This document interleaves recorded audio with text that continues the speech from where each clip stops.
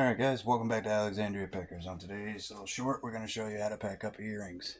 Now these are Crown Trifari, if you're wondering, and they sold for $100. And this is how I'm going to pack them up. Now, easiest way, first things first, cut yourself out some foam big enough to fit the earring, wrap it all the way around. Simply like this. That keeps it from getting scratched, and I always keeps it from getting scratched, as you can see. I always fold the ends over onto the earring part. That way keeps the front part of the earring, this part, really well protected and none from scratches. Now, take a little piece of tape.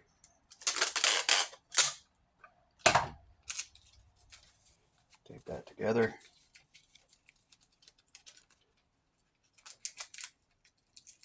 Now, if it doesn't matter if it's earrings or a necklace or bracelet or whatever, I always use the foam padding to protect it. Now, if it's bigger, I use tape to tape it down, but if it's a really big piece of jewelry, I'll use the saran wrap, as you can see, the tape to cover it up. So, there's one. Next one, simple fold up, over, fold again, fold again. I'm going to try to keep it under an inch, because the boxes that I'm using is a 6x4x1 box that you can see on the scale, and it is an actual inch in depth. There's not one of them that's less than 1 inch. Now, normally I fold it, but this time I'm not going to. So you can do it both ways. You can fold it to cover up the part, or you can leave the ends and just close them. Either way, it's going to be protected from being scratched. So now, put over it, pinch that closed, tape it down, pinch that closed, tape it down, wrap it up, boom, taped. Now, next thing you need is a bubble wrap. You can wrap them with bubble wrap. I have little bubble bags, so I put them in these, but you can do it either way. You can use regular bubble wrap, just use a small piece. But I use these because I can put both in the same one, as you can see.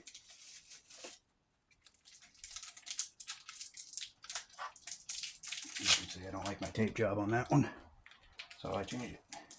Okay, this will keep it nice and closed.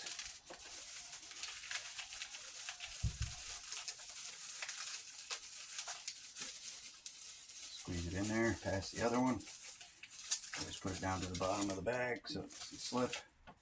And I grab a thank you card, put that in there.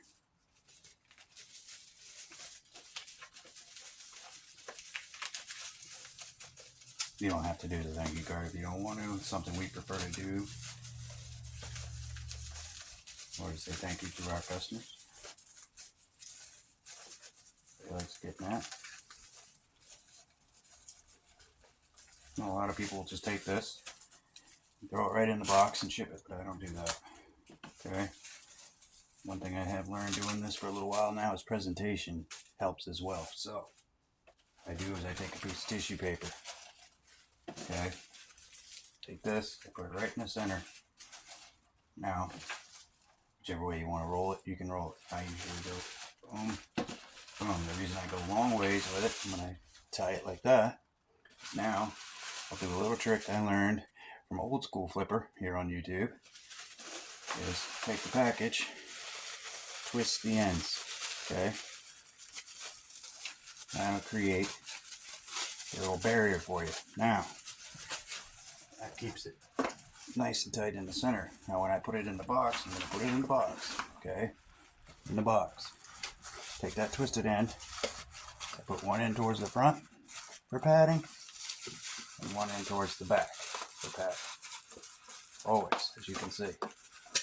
One twisted end in the front, one twisted end in the back, and what will happen is, do it right, just like that, keeps it from the front hitting the front, keeps it from hitting the back and the two ends. That little twist helps, keeps it padded. And you just simply take, close it right up, boom. in a box, ready to go. So now you gotta tape it down. So usually do that. Wind doesn't keep taking my tape off my tape roller. What I do is I take it and I go all the way around, take it down, try to keep it as flat as possible for the label. And I use the plastic end, make it tight, seal it down, wrap that around, wrap that around, and I'll go on the back side. The reason I do it on the back, the crossways, or lengthways, is because of the two holes. Cover them up, keep everything from getting wet or anything like that.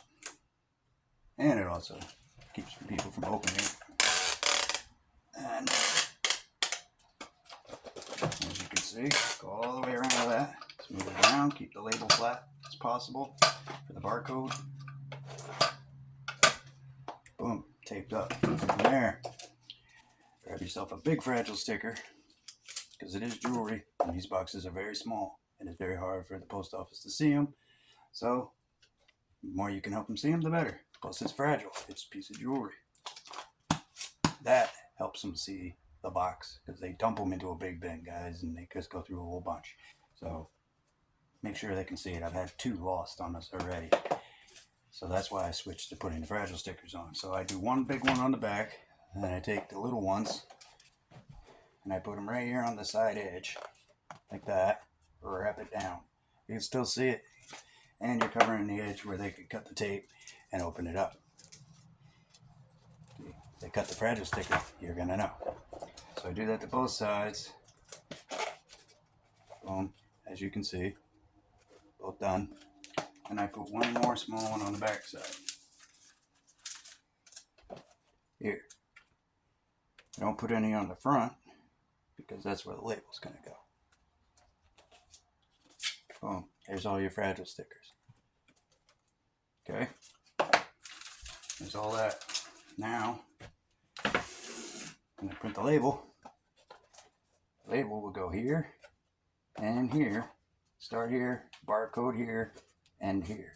Okay, let me do that for you real quick. And as you can see, it is 1.9 ounces. The box itself weighs 1.1, so the earrings were 0.8 of an ounce. So now it's just a 2-ounce shipment, and it's way better protected than putting it in a poly bag or a bubble bag or a padded bag of any kind of a bag. Put them in a box. Keep your items protected. This is a $100 piece of jewelry in here, so I don't want to put it in a bubble bag and hope that it doesn't get damaged. So put it in the box where it won't. It's plenty thick enough to protect the item inside. So now that I got that, let me print up the receipt real quick.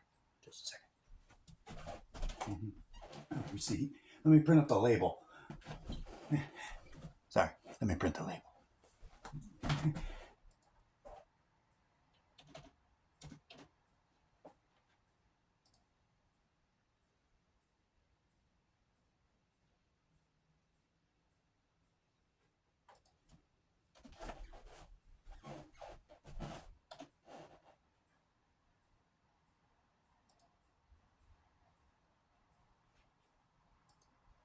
Alright, while we wait for the label to print, that's the box. So, summary, as you can see, of the label. Oh, and while we're here, go support ADH Dave, and go support American Arbitrage over here, and the Commonwealth Picker. I've gotten this stuff from all of them guys, so hit them a like and subscribe too. Here we go. This one happens to be going to Brooklyn, New York. Now, I've shipped this stuff all the way over to Japan in this kind of box. Japan, China, France, Germany. And these boxes have never failed me. So, got the label. Probably shouldn't have shown you my address, but whatever. And put it on the box like this, straight down. Go all the way to the back. Make sure it's smooth. Take the edge. Don't just flop it over because it won't stay that way. You want to take and press the edge. Put it down as much as you can, like that. A little piece of tape underneath, helping it prevent from being flat. Just push that down, push that edge, bend it right down. There you go, guys. That's how you do it. 6.4 by 1, 1.1 ounce. Don't forget, you need foam padding, bubble wrap, tissue paper or packing paper, whatever one you want to use. I use tissue paper because it's more pliable, easier to twist and flip around. And then you need your box. And if you want, put a thank you card in. There you go, guys. That's how we do it. That's how I do all small jewelry. You know, yeah, that can fit in this box. Anything bigger goes in a 5x5x4 box. Done the same way.